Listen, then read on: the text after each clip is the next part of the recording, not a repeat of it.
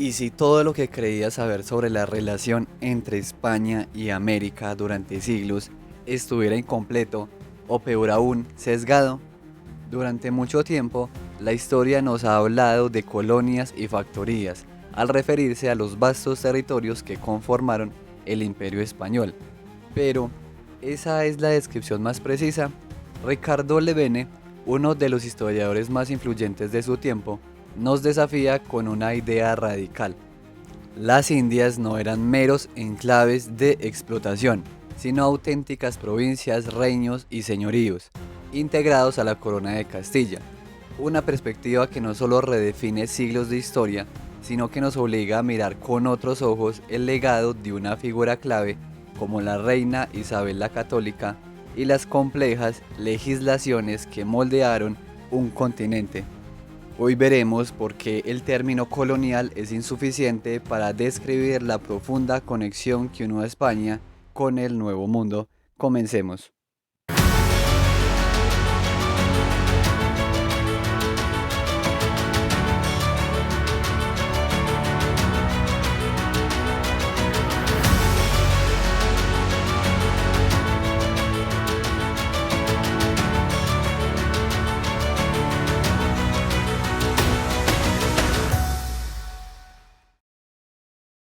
Un pilar fundamental del argumento de Ricardo Levene es la figura de la reina Isabel.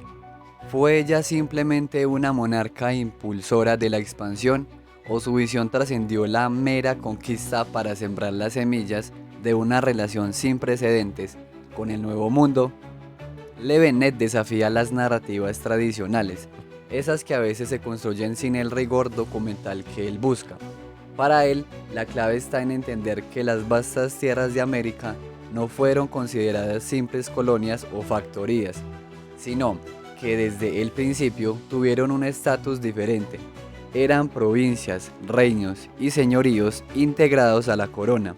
Esta es una afirmación poderosa que Levene sustenta en la meticulosa revisión de legislaciones y en los escritos de juristas y pensadores de la época.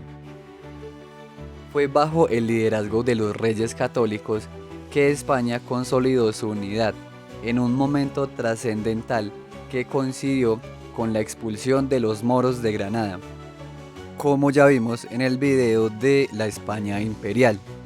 Estos eventos no fueron casuales. Para Levene, la pacificación de las Indias no fue solo una hazaña, sino el cumplimiento de una misión histórica que revela el verdadero sentido de la España de entonces. Isabel la Católica emerge en la obra de Levene como la verdadera inspiradora del derecho indiano. No era una figura ajena a las leyes. Su vasto conocimiento y su vocación legista se manifestaron en la reorganización del Consejo de Castilla y en la reforma de la administración de justicia. Su atención constante se volcó hacia el reino de Indias, ordenando desde el inicio la compilación de leyes para su gobierno. Pero, ¿cuál era la verdadera visión de Isabel más allá del descubrimiento? Levene subraya un punto crucial. La reina instituyó que los dominios americanos no podían ser tratados como simple material mercante. Su concepción no era meramente comercial, sino profundamente político-religiosa. Este espíritu se mantuvo intacto en la legislación y en las instituciones indianas. De hecho, la organización del Nuevo Mundo comenzó incluso antes del descubrimiento, con las capitulaciones de Santa Fe, que otorgaron a Colón un estatus de almirante, virrey y gobernador general, sentando las bases de una compleja estructura de gobierno. Las bulas papales de Alejandro VI, emitidas en 1493 como la célebre Inter Caetera, son presentadas no solo como una concesión de dominio a los reyes católicos, sino como la consagración del derecho de España a poblar y pacificar para asegurar una posesión efectiva frente a las rivalidades de potencias como Portugal. La política real y sus sucesores fue la de cubrir y poblar estas tierras, siempre bajo los límites de Castilla y los acuerdos con Portugal, como el Tratado de Tordesillas. El Papa concedió a la corona española la facultad de convertir a los indígenas, lo que subraya el carácter especial y no puramente mercantilista del dominio. Isabel era la expresión de una nación en una posición única para fundir la fe católica entre los pueblos infieles, y es por ello que el Papa cedió la renta de Indias a la corona de Castilla. Un aspecto fundamental es el trato hacia los pueblos originarios. Desde las instrucciones tempranas a Colón para su segundo viaje, se insistía en un buen y amoroso tratamiento de los indios, reconociéndolos como muy buenas y amorosas personas, sujetos de derecho. Se buscaba su conversión, sí, pero también se ordenaba darles mercancías, marcando una diferencia con la explotación sin miramientos. Aunque hubo incidentes lamentables, como el envío de indígenas a España para ser vendidos, la contundente respuesta de la reina Isabel es un testimonio clave. Sus cédulas de 1495 y 1500 prohibieron expresamente la venta de indios y ordenaron la devolución de quienes ya habían sido enviados. En una célebre cédula de 1500, movida por lo que Levene llama los impulsos de la madre de los indios, se ordenó que estos reinos no fueran tratados ni movidos como mercancías. Esto desmiente la idea de que la esclavitud natural, concebida por Aristóteles, prevaleciera en los inicios de la historia de América. Las leyes indianas, desde su origen, buscaban la libertad y el buen trato de los indígenas. La incorporación de las Indias se hizo a la corona de Castilla y León, un punto legal crucial, ya que esto significaba que estas provincias no podían ser enajenadas. De hecho, el Consejo de Indias gozaba de la misma jerarquía y dignidad que el Consejo de Castilla, y a los indígenas se les reconocieron derechos equiparables a los de los castellanos. Es por ello que en los siglos XVI y XVII, las leyes de Indias nunca mencionaron los términos colonias o factorías. En su lugar, se hablaba de pacificación y población, reflejando una visión diferente del vínculo entre la metrópoli y sus nuevos territorios. Isabel también promovió el matrimonio entre españoles e indígenas, sentando las bases para la igualdad de razas y la legitimidad de estas uniones, lo que, según Levene, es otra prueba de que la idea de extinguir razas inferiores no se impuso inicialmente. Así, la discusión nos lleva a las conmovedoras palabras del Codicilo de Isabel de 1504, solo 3 días antes de su muerte. Estas palabras revelan una inspiración superior y una profunda moralidad, retomando la famosa frase de López de Gómara sobre el descubrimiento de las Indias como uno de los mayores logros después de la creación. Ricardo Levene la completa con una adición significativa: es el descubrimiento y la legislación de Indias. Con esto subraya la profunda e inseparable conexión entre el hallazgo de un nuevo continente y el vasto cuerpo legal que se creó para gobernarlo, un legado que, desde su perspectiva, merece una relectura y una nueva interpretación.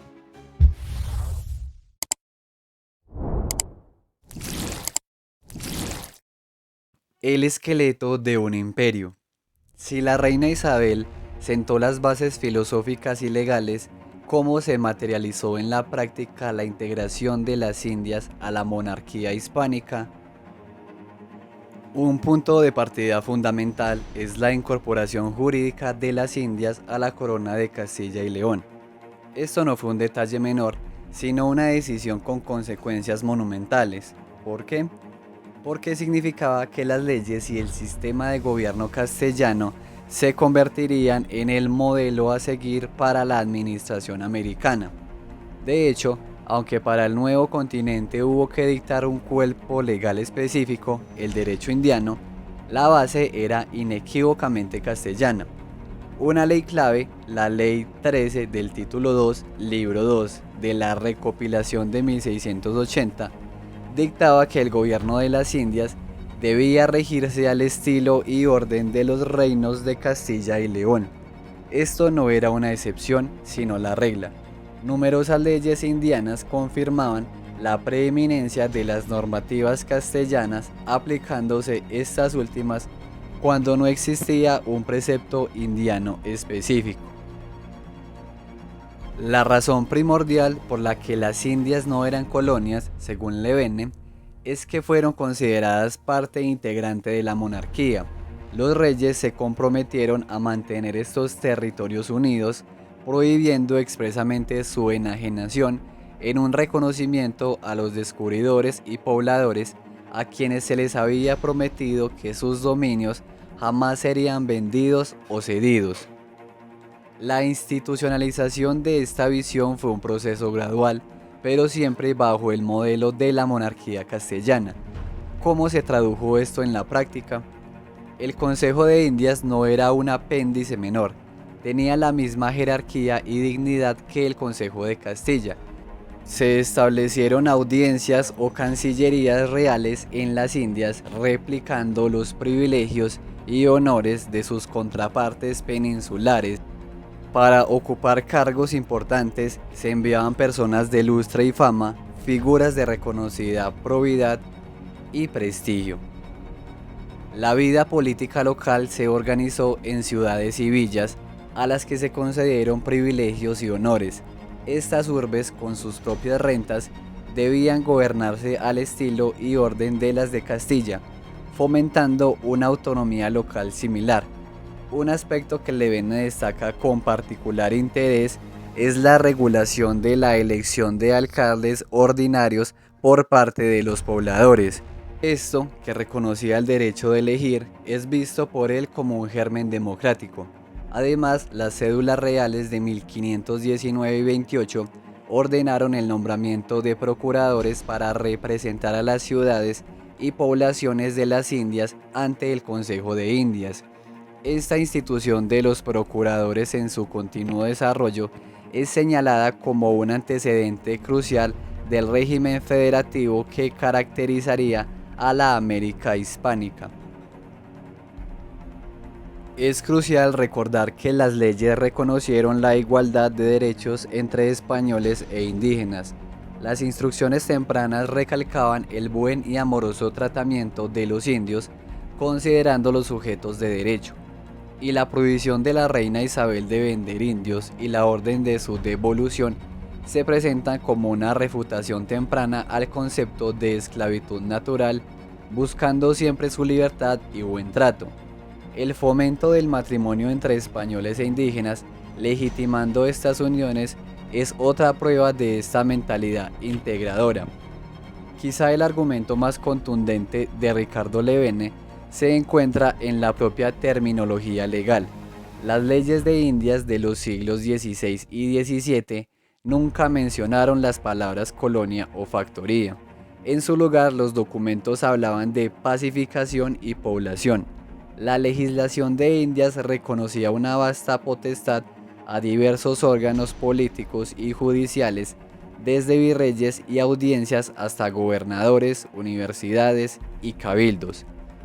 Para Levene, esta significativa potestad legislativa que España otorgó a sus provincias de ultramar es en sí misma una explicación fundamental del posterior proceso de formación de las nacionalidades independientes en América. La incorporación de las Indias a la corona de Castilla y León, con su consecuente imposibilidad de enajenación, es el principio jurídico superior del que emana la idea central de Levene. Las Indias no fueron colonias, sino provincias, reinos, señoríos o repúblicas. La ausencia de colonia. Llegamos a un punto quizás contraintuitivo pero central para la tesis de Levene: la ausencia de las palabras colonia o factoría en el vasto cuerpo de leyes indianas y en los escritos de los juristas de los siglos XVI y XVII. Durante los 3 siglos de presencia española en América, una pléyade de juristas, teólogos y pensadores clave contribuyó a moldear el derecho indiano. Es en estos 2 planos, las leyes recopiladas y la doctrina de esos juristas, donde Levene busca la evidencia de su afirmación. La razón detrás de esta ausencia terminológica se arraiga en el principio jurídico fundamental que ya hemos explorado, la incorporación de las Indias a la corona de Castilla y León. Esto, como sabemos, significaba que las provincias americanas no podían ser enajenadas. ¿Por qué? Porque no eran posesiones transitorias destinadas a la venta o el traspaso, sino parte integrante indisoluble de la monarquía hispánica. Las leyes de Indias, especialmente durante los siglos de mayor expansión y consolidación, son elocuentes en su silencio. Nunca emplearon los términos colonia o factoría. Es más, la palabra conquista como fuente de derecho fue deliberadamente reemplazada por la expresión pacificación y población. Esta elección de lenguaje no es casual, es una señal clara de que el carácter de la empresa en Indias iba más allá de la mera explotación comercial. Esta concepción jurídica no era exclusiva de la corona, era respaldada activamente por la doctrina de los juristas y publicistas de la época. Figuras como Juan de Obando y el célebre Juan de Solórzano Pereira en su monumental Política Indiana de 1647 dejaron en claro que las leyes del Nuevo Mundo no lo calificaban como simple colonia o factoría. Solórzano se refería a ellas como Nuevo Mundo, Novus Orbis, enfatizando su inmensidad y singularidad, no como simples posesiones económicas. La legislación indiana además concedía una considerable potestad a una amplia gama de órganos políticos y judiciales, desde virreyes y audiencias hasta gobernadores, cabildos y universidades. Tendría sentido otorgar tal nivel de autonomía y reconocimiento a lo que se considerara una simple factoría o colonia. Para Levene la respuesta es no. Esta potestad legislativa reconocida a las provincias de ultramar es de hecho la que sienta las bases para el posterior surgimiento de las nacionalidades independientes de América. Incluso la Academia Nacional de la Historia, presidida por Ricardo Levene, en su momento, ha apoyado explícitamente esta postura. Al hablar de la historia argentina, la Academia ha sugerido que se abandone la calificación de colonial para ese periodo, argumentando que las leyes de Indias nunca hablaron de colonias. En su lugar, estas leyes establecen que las Indias eran provincias, reinos, señoríos o repúblicas, territorios incorporados a la corona de Castilla y León y que por su naturaleza no podían enajenarse. En esencia, la ausencia de colonia o factoría en el entramado legal y jurídico de los siglos XVI y XVII es para Levene una prueba irrefutable de que los territorios americanos fueron concebidos y tratados como parte integral de la monarquía hispánica, con un estatus legal y administrativo muy diferente al de meras posesiones de explotación económica.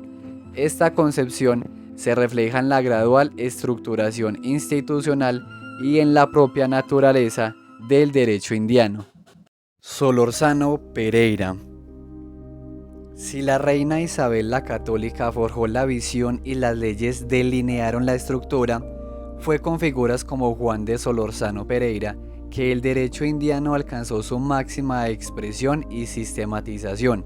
La política indiana no es un simple compendio de leyes, es un vasto tratado que aborda las ideas políticas, jurídicas, económicas, religiosas y sociales que dominaron los siglos XVI y XVII en el Nuevo Mundo. Una de las mayores contribuciones de Solórzano en su enérgica defensa de la idea de que las Indias no eran meras colonias, para Solórzano eran provincias, reinos, señoríos o repúblicas, con plenos derechos y un estatus comparable al de las provincias peninsulares. Esta perspectiva se fundamenta en las propias leyes de la recopilación de Indias, que de manera explícita dictaban que las Indias se incorporaban a la corona de Castilla y León en igualdad con otras provincias y por ende no podían ser enajenadas. Solórzano Pereira también se adentró en cuestiones complejas como el estatus de los indígenas y la legitimidad del dominio español. Si bien justificó la soberanía española basándose en la concesión pontificia, sus ideas muestran una evolución y a menudo dialogan críticamente con otros pensadores de su tiempo, como Juan Ginés de Sepúlveda, Bartolomé de las Casas y Francisco de Vitoria. Solórzano argumentó a favor de la guerra justa contra ciertos grupos indígenas a quienes consideraba bárbaros que necesitaban ser civilizados para poder recibir la fe cristiana. Sin embargo, es importante notar que él mismo se opuso a la opinión de Sepúlveda que justificaba la dominación simplemente por la infidelidad. Pero la influencia de Solórzano no se detuvo ahí. También abordó la posición de los criollos, descendientes de españoles nacidos en América, y los mestizos, hijos de españoles e indígenas. Solórzano defendió que los criollos debían ser preferidos en los cargos y oficios públicos.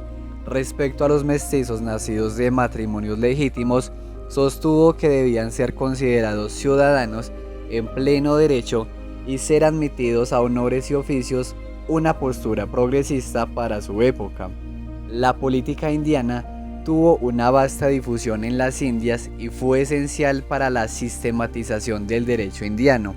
Solórzano es, en la visión de Levene, el verdadero sistematizador de este derecho, un legado que, más allá de algunas críticas, aportó dimensiones de realidad espiritual universal y fue reconocido por su contribución fundamental al derecho y al gobierno de las Indias. El giro del siglo XVIII.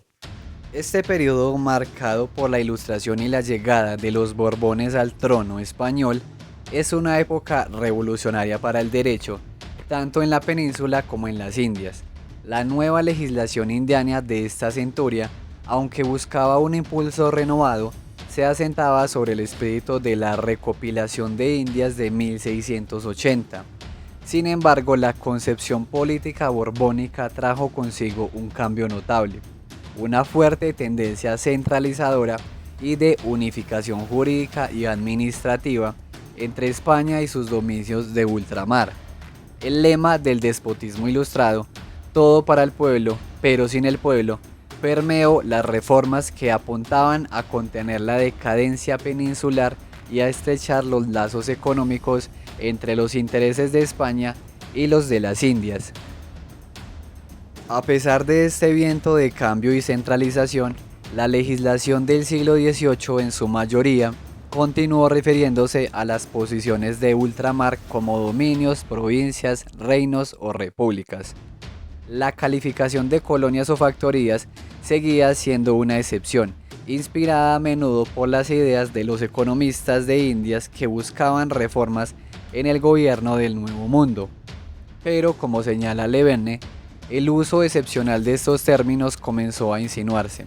Podemos ver esto en ejemplos como la creación de la Secretaría de Despacho de Indias en 1717 o las cédulas reales de 1764 y 74 sobre el correo marítimo y el comercio de productos, que hablaban de mis dominios en América y de comercio recíproco de unas provincias con otras. La ordenanza de intendentes para el Virreinato de Buenos Aires de 1782, por su parte, se refería a los habitantes como mis vasallos y a los territorios como grandes imperios. Sin embargo, a finales de siglo, surgen menciones que marcan un matiz. Una real cédula de 1789, por ejemplo, autorizó a una compañía a establecer colonias o factorías en zonas desiertas de África o de los dominios americanos, pero crucialmente no en áreas ya pobladas. Este caso es una excepción que confirma la regla general de no usar esos términos para los territorios habitados. También una Real Orden de 1795 sobre comercio con colonias extranjeras calificó a las Indias como colonias en ese contexto específico, e incluso un decreto de 1799 invocó la representación que padecían nuestras colonias. Estos ejemplos, aunque minoritarios, revelan que la terminología oficial, si bien en su grueso evitaba el término colonias, Para el conjunto de los dominios sí comenzó a emplearlo, de forma excepcional y en ciertos contextos, en la legislación del siglo XVIII. La obra de los economistas de Indias fue clave en estas reformas. Figuras como Ustaris, Ulloa, Rubalcaba, Ward y Campomanes analizaron la situación económica y propusieron soluciones. Campomanes, por ejemplo, consideraba que las Indias no eran colonias, sino dominios ultramarinos y defendía la unión de intereses entre España y América, buscando no explotar las Indias, sino evitar que sus propios intereses se vieran perjudicados. La conservación de estos dominios era para ellos el principal motivo político detrás de las reformas borbónicas. Las Indias en el banquillo. ¿Qué sucedió cuando esta concepción de las Indias como provincias fue desafiada? Nombres como Guillermo Tomás Raynal y William Robertson resonaron en toda Europa con sus influyentes obras. Robertson en su Historia de América de 1777 y Raynal en su Historia filosófica y política de los asentamientos y el comercio europeos en las dos Indias de 1770. No se anduvieron con rodeos. Acusaron a España de crueldad hacia los pueblos indígenas y de una obsesión por la explotación de la riqueza, especialmente el oro y la plata. Presentaban a los españoles como interesados primariamente en la propagación de la fe católica y sobre todo en el enriquecimiento. Raynal llegó a titular un segmento de su obra Calamidades que el enriquecimiento de la metrópoli acumula sobre las colonias, utilizando explícitamente el término que Levene tanto combate. Robertson, por su parte, analizó las causas de la despoblación, achacándola a la falta de agricultura, trabajo, problemas en las minas, epidemias y obstáculos en la comunicación con la metrópoli. Frente a este aluvión de críticas, la figura del abad Juan Nuix emerge como un pilar en la defensa de la labor española con su obra Reflexiones imparciales sobre la humanidad de los españoles en las Indias de 1782.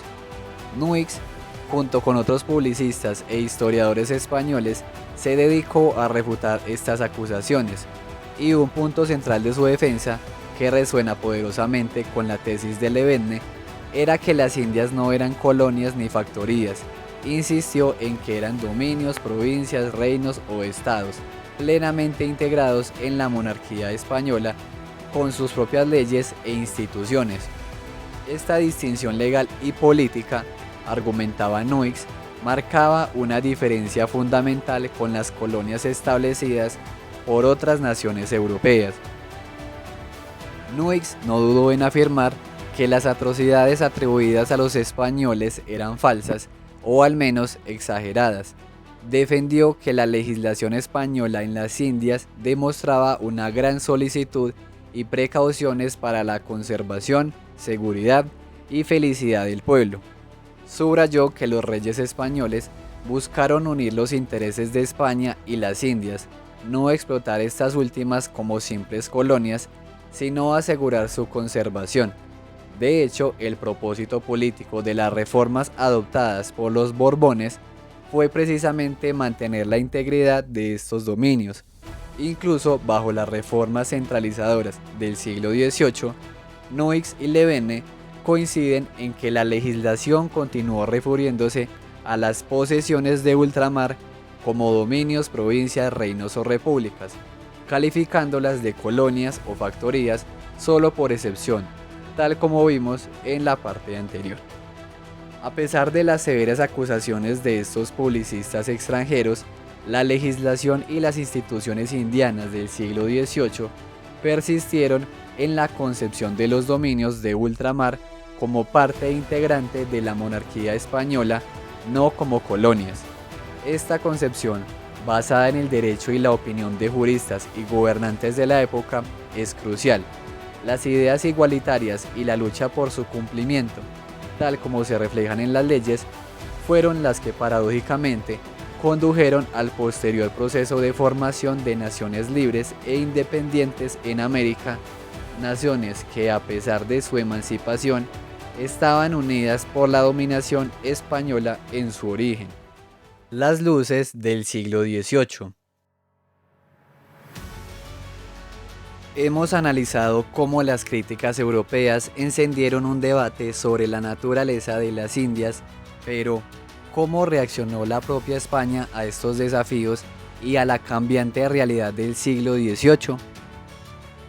Figuras como el conde de Arana, Jovellanos, Floridablanca, José Gálvez, Miguel Lastarria y Victoriano de Villava son los protagonistas de este periodo.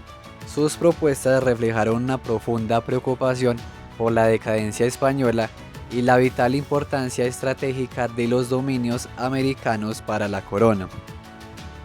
Un aspecto fundamental que Levene subraya es cómo, a pesar de las reformas y la influencia del despotismo ilustrado, la mayoría de estos pensadores y la legislación del siglo XVIII continuaron refiriéndose a las Indias como dominios, provincias, reinos o repúblicas.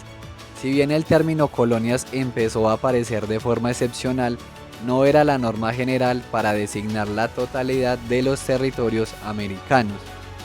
El conde de Arana, por ejemplo, propuso un plan audaz con la mira puesta en la conservación de los dominios y en evitar conflictos con otras potencias. Consideraba a las Indias como grandes imperios y parte esencial de la monarquía. Incluso llegó a sugerir lazos más estrechos mediante uniones matrimoniales entre príncipes españoles y familias americanas, abogando por la preferencia de los criollos en los cargos públicos. Victoriano de Villava, por su parte, fue un crítico incisivo de la administración de su época. En sus Apuntes para una reforma de España, rechazó explícitamente la idea de que las Indias fueran colonias, defendiendo que eran reinos o estados. Se opuso a la centralización y uniformidad administrativa impuesta por los Borbones, viéndola como perjudicial y generadora de inconvenientes. Villava, adelantándose a su tiempo, incluso abogó por la constitución de un Consejo Supremo de la Nación. Miguel Lastarria, en su obra sobre las colonias occidentales del río Paraguay o de La Plata, si bien usó el término colonias en el título, quizás por influencia de la época o por referirse a regiones específicas, en el contenido se refería a estos territorios como dominios. Él mismo comparó el sistema español con el portugués, destacando la mayor humanidad y sabiduría del primero en su trato con los indígenas y en su enfoque en la pacificación y la difusión del Evangelio. Levene destaca que la preocupación central de todos estos publicistas y gobernantes era la conservación de los dominios ultramarinos. A pesar de sus diversas propuestas de reforma, existió un consenso general en que las Indias no debían ser tratadas legalmente como colonias, sino como partes integrantes de la monarquía española.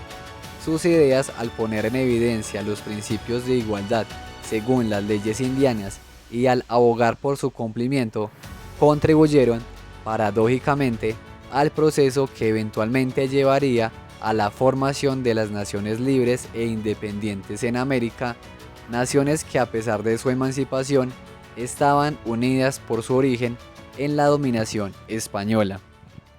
El preámbulo de la independencia. El 22 de enero de 1809, en un momento de profunda crisis para la monarquía española, la Junta Suprema de Sevilla, actuando en nombre del rey, emitió un decreto de excepcional carácter político para América. ¿Qué decía esta declaración? Explícitamente afirmaba que los vastos y preciosos dominios que España poseía en las Indias no eran propiamente colonias o factorías como las de otras naciones. En un golpe directo a la narrativa colonialista, el decreto sentenciaba que estos territorios eran de hecho una parte esencial e integrante de la monarquía española. Además, manifestaba el deseo de estrechar los vínculos y la correspondencia entre unos y otros dominios. Esta declaración oficial fue una reafirmación crucial. Consolidaba la concepción legal y política de que las Indias no eran meras posesiones coloniales, en el sentido estricto, sino partes fundamentales de la propia monarquía española, validando así la tesis central de su obra.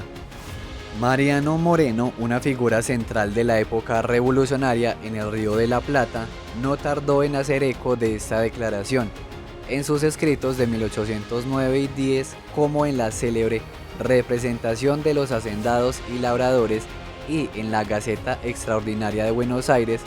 Moreno destacó la inmensa importancia de este reconocimiento oficial. Para él, la declaración confirmaba que la igualdad de las provincias europeas y americanas era una prerrogativa de las leyes fundamentales de las Indias que nunca debió desconocerse.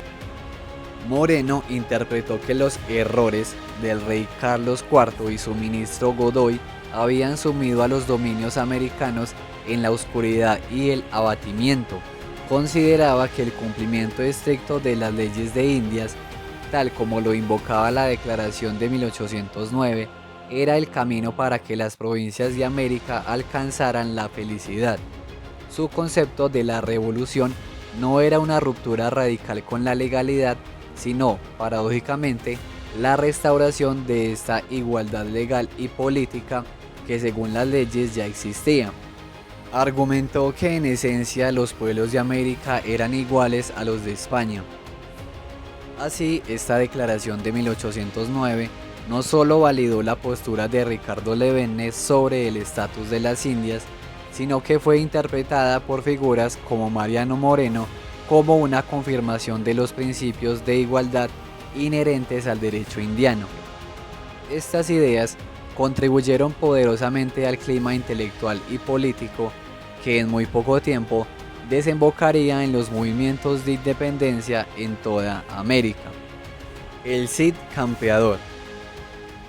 Levene nos presenta al Cid no solo como un personaje histórico, sino como el arquetipo, el modelo de los héroes hispanoamericanos.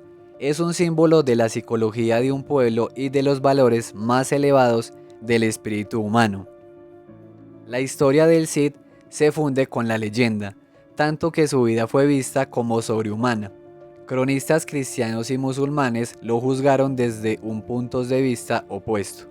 Algunos lo vieron como la encarnación de la independencia, la libertad y el heroísmo, otros enfocados en su poder y botín. Sin embargo, para Levene no hay contradicción entre el Cid poético e histórico, son una vida indivisible. Más allá de sus hazañas militares, Levene destaca el rol del Cid como una entidad jurídica, un creador del nuevo derecho político del siglo XI, basado en el reconocimiento del poder municipal y una teoría de la monarquía. Sus acciones como héroe rebelde afirman la libertad, pero también es una entidad ética, creador de una nueva actitud fundamentada en la fidelidad, la defensa del desválido, la dignidad del caballero y el honor del hombre. Su honor no era meramente externo, sino profundamente arraigado en su fuero interno, juzgado únicamente por la conciencia individual.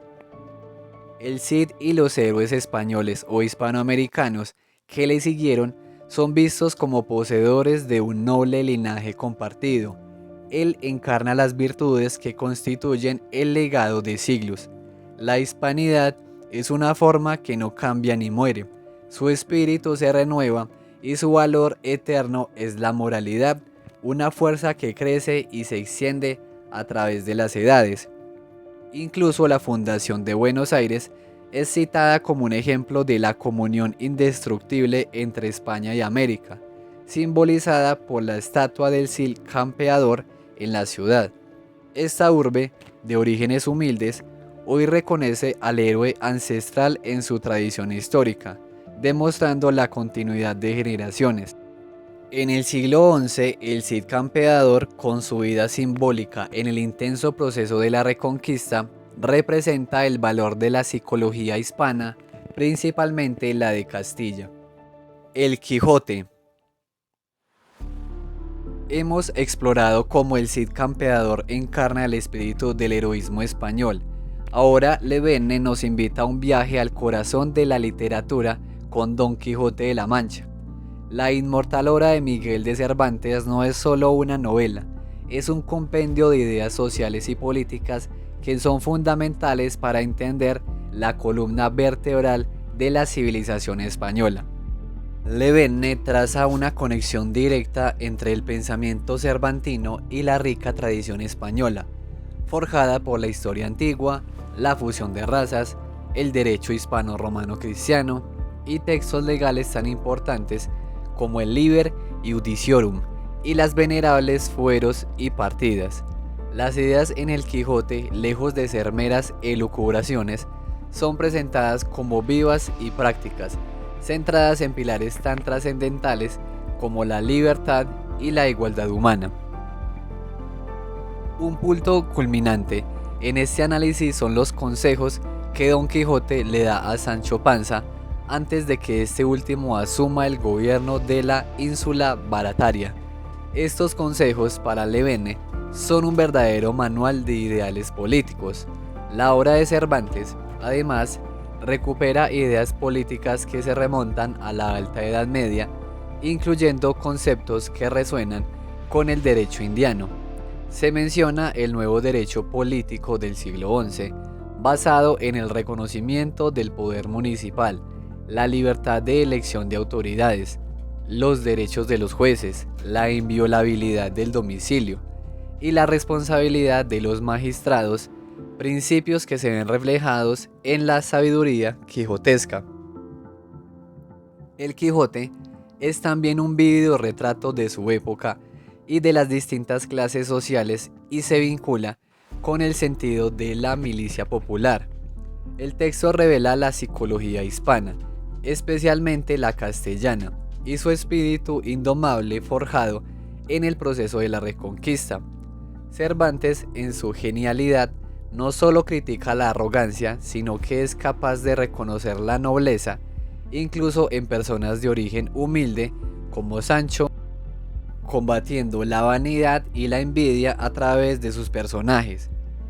La famosa discusión sobre las armas y las letras en la obra es presentada como un reflejo del espíritu social de la época.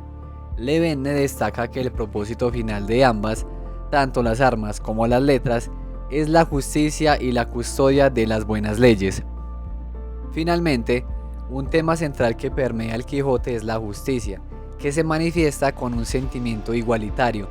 Sancho, en su rol de gobernador, juzga sin diferencias entre ricos y pobres, demostrando que la justicia no debe doblegar su vara por la misericordia, sino por la propia esencia de la justicia. Se invoca la equidad y las leyes castellanas como la inspiración para el juez ideal. El legado final. La culminación del argumento es la sorprendente tesis de que España, lejos de sojuzgar, fundó en América naciones destinadas intrínsecamente a la independencia y la libertad. Esta es la gran paradoja que Le Verne busca desentrañar. Para Le Verne, la gloria de España en la raza tiene un significativo polifacético.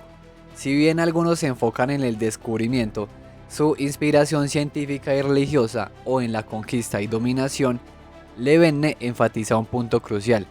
España trajo a América una nueva civilización, particularmente en el ámbito del gobierno y la legislación.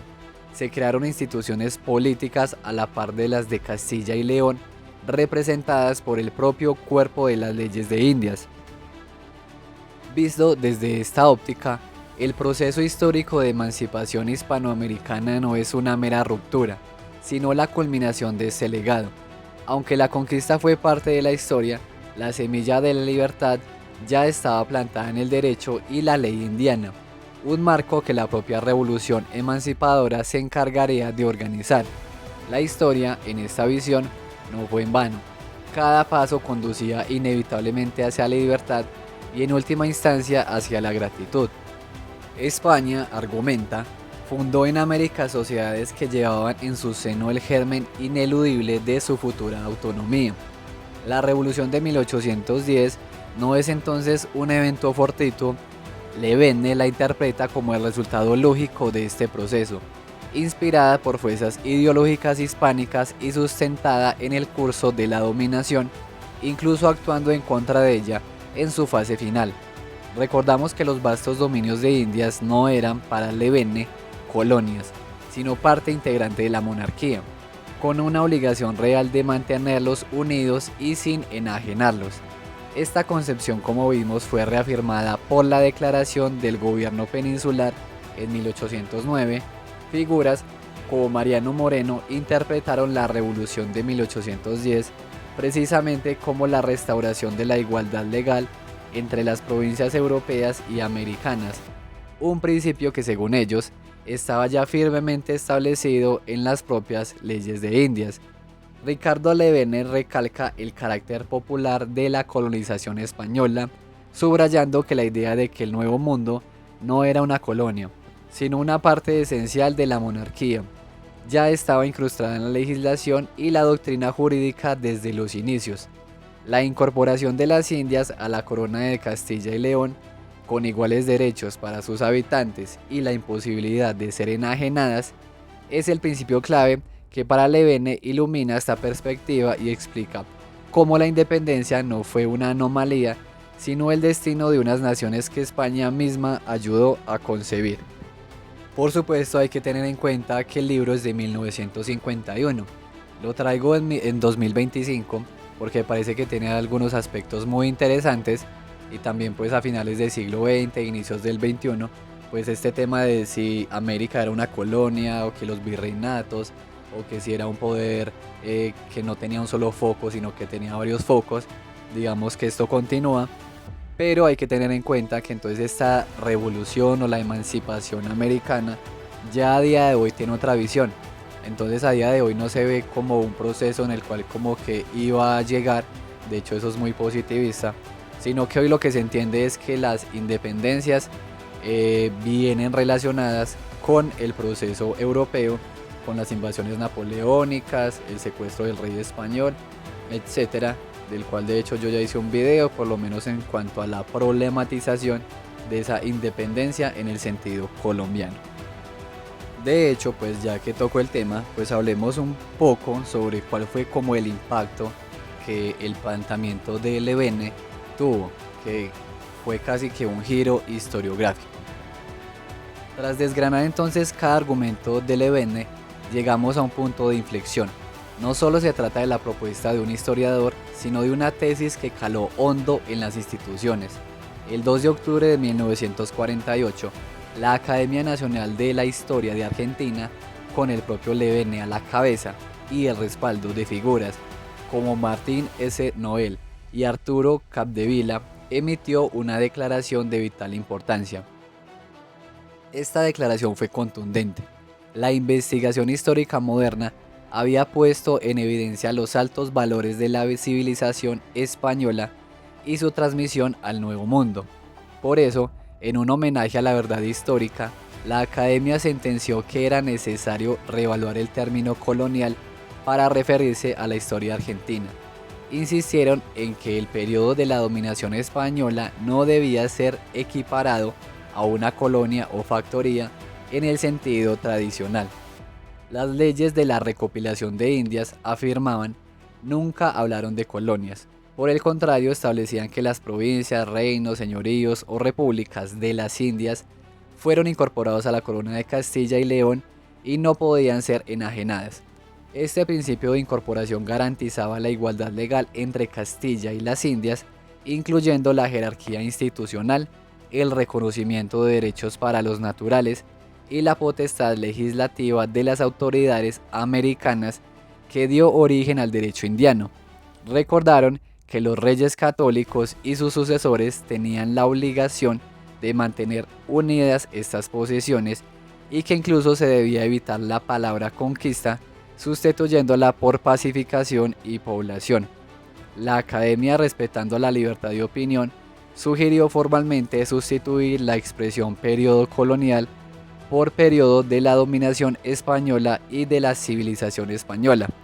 Para Levene el objetivo era claro: demostrar que la revolución de 1810 y la independencia fueron posibles porque España, con su peculiar forma de integración y legislación, formó naciones libres, sembrando las semillas de su propia emancipación. Hemos llegado entonces al final de nuestro viaje a través de la perspectiva de Ricardo Levene, un historiador que desafió narrativas arraigadas para ofrecernos una visión diferente del pasado hispanoamericano, desde la particular visión de Isabel la Católica y la intrincada estructura institucional hasta la ausencia de la palabra colonia en las leyes y la defensa de juristas y pensadores. Levene nos invita a comprender que la relación entre España y América fue mucho más compleja que la de una simple metrópoli y sus posesiones. Su argumento culmina en la idea de que la independencia de las naciones americanas no solo fue una ruptura, sino el resultado de un proceso histórico donde España, a través de sus propias leyes y concepciones, sembró las semillas de la libertad y la autonomía, un legado que, como vimos, la propia Academia Argentina de la Historia respaldó en su momento. La obra de Levene nos invita a reexaminar nuestra historia, buscando en ella no solo los puntos de conflicto, sino también los hilos invisibles que forjaron un alma compartida y un destino común. ¿Y a ti qué te pareció entonces el argumento de Levene? ¿Le ves problemas? ¿Estás de acuerdo en algunos puntos? Te leo en los comentarios y nos vemos en una próxima.